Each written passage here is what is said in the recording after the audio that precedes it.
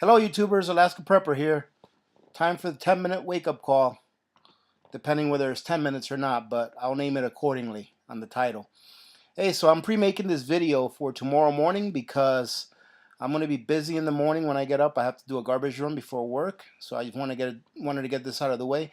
And I'm not really going to cover anything on this video, but we have a subscriber, Kathy Arvin, who has a great question. And I wanted to use this video, this 10-minute wake-up call, to get your guys' input so that we can have a really good constructive Q&A on Sunday.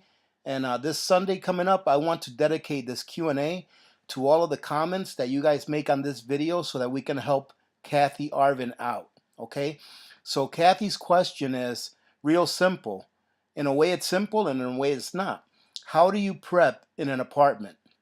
And as you can see, I reply to her that this is a really great question, but that the question has there's many facets in this question. There's a lot of things to cover, and that's not something that I really want to write down in a reply because there's so many things to go over. So if you all could please help out and leave comments on what kind of things do we do to prep in an apartment. Like I know that Shar lives in an apartment, okay? And she's got things that she does that may be different from things that other people do. Like she probably stores food under her bed. How do you maximize storage capacity throughout your apartment? Where are good places in your apartment to hide things? Being that there's not that much room in an apartment, how do you prep for water? You know, things like that. You know, self-defense. There's so many things that we can talk about to help someone prep that's living in an apartment. So if you could all please just take a minute or two and give some input that we can go over on Sunday, so we can help Kathy out, because I think this would be a great subject matter to go over and help someone out in the community that's just joined us. So Kathy, I hope that you join us on Sunday, because pretty much Sunday's Q&A episode is going to be dedicated to your question so that we can help you get started with prepping in your apartment if you're not prepping yet. Okay, so I'm assuming that you're not prepping yet because you live in an apartment, and I'm also assuming that you probably find it a little bit intimidating because maybe of not that much storage area in your apartment. So we're going to try to help you out and get you squared away so that you can start prepping, because now is the time to start prepping. Also, I wanted to go over this. So this morning's rant that I went on, I got some pretty good response. However, I got a comment that I wanted to clear up, and I tried to clear it up in a reply, but I really want to read this comment real quick and go over it, because I really want everyone to understand where I'm coming from. So this comment is from Bev Lower, okay? And it says, what? Making shoes bars you from free speech? So what Bev is talking about here is where I was pretty much going on a rant about Nike, taking a political side and hiring Kopernik, I think is that guy's name, that ex-football player, and that I said that people are burning their Nike shoes and Nike apparel and stuff like that. And then I said that I really don't like it when companies start taking political sides and expressing their political ideology, that they should just stick with making their product and selling their product, okay? However, not once did I say that they shouldn't say what they want. I don't like it. So because I don't like it, I won't buy their product anymore. However, I want you to understand, and I'm not sure how well I wrote in the reply, but what I want you to understand, Bev Lauer, is that I support free speech 100%, okay? Anyone can say anything they want, whenever they want, to whoever they want. That's my stance. However, you have to be able to live up with the consequences. As long as what you're saying doesn't hurt someone, okay? As long as you don't hurt someone physically by what you're saying, and I'll get to the physically part, or as long as you don't libel someone, because there are libel laws, whereas if you say something about someone that's a lie, that causes that someone to lose property, i.e., they lose their job or they get sued wrongfully and they get hurt in that way. As long as you're not doing that, and there are already laws to protect people against libel, or as long as you're not uh, uh, inciting violence, you know, or telling people to go out and hurt other people or hurt someone's property, or as long as you don't do the one that people like to use all the time, scream fire in a theater, whereas screaming fire when there's not a fire, people may get hurt because they get trampled and stuff like that. I support speech 100%.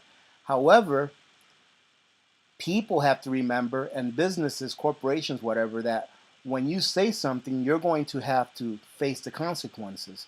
And that's what I meant about I just won't buy their shoes. I personally don't like it when a corporation or a company starts making things political. I don't like it at all. Does that make it wrong that they're taking things political? No, it doesn't. It's free speech, all right? It is free speech. But since I don't like it personally, I won't buy their product.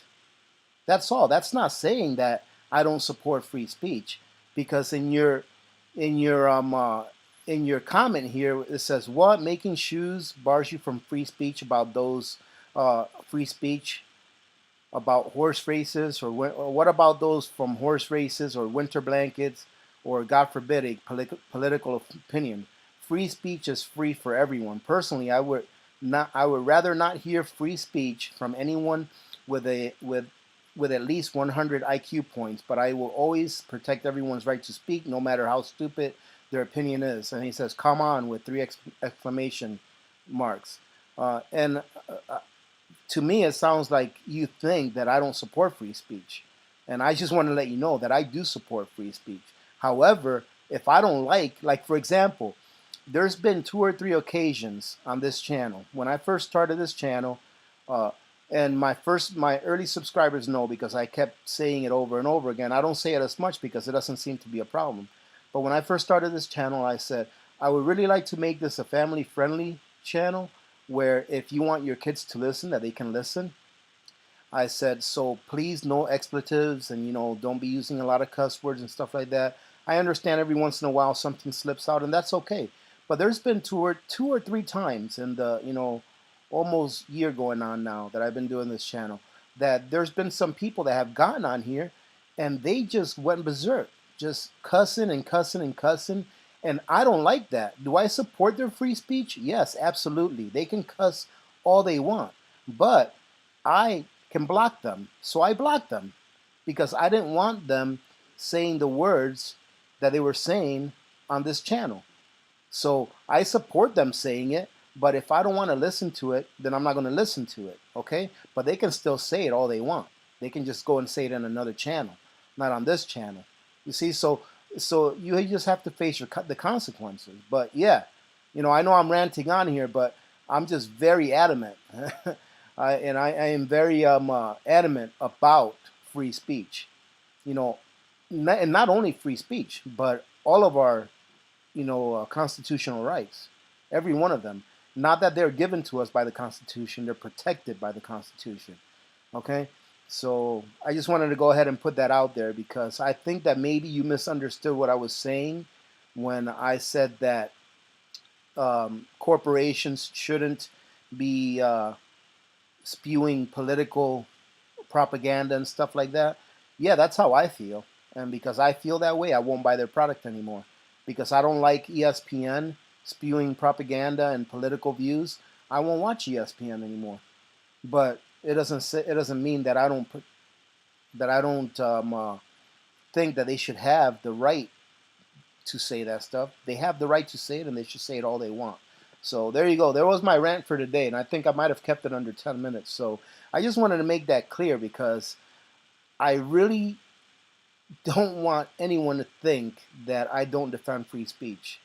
I think that the First and Second Amendment are probably the most important amendments that there are in our Constitution, or our Bill of Rights. Okay, I think those are the two most important. Not that they're not all important, but I think that those are the most important. Okay, so having said that, ladies and gentlemen, I hope you enjoyed this little rant. And please remember to go ahead and leave your comments as far as suggestions that you would have as to how Kathy or anyone else who lives in an apartment can prep in an apartment. All right. So if you don't live in an apartment, just imagine if you did live in an apartment, what would you do to accommodate your preps? And how would you change your preps to accommodate apartment living? And for those of you that do live in an apartment, let us know how you prep. How do you do different things? So please leave all the comments you want. I'm going to try to go over every comment that you guys make on this video that is in regard to this question. How do you prep in an apartment? Okay, ladies and gentlemen, I'm going to go ahead and let you go. Remember to be good to each other. When good people do good things happen. Remember to reach one, teach one, and repeat. If we all did this, the world would be a better place, and you know that it will be a better place. Many blessings to all of you and your families. This is Alaska Prepper, and I'm out.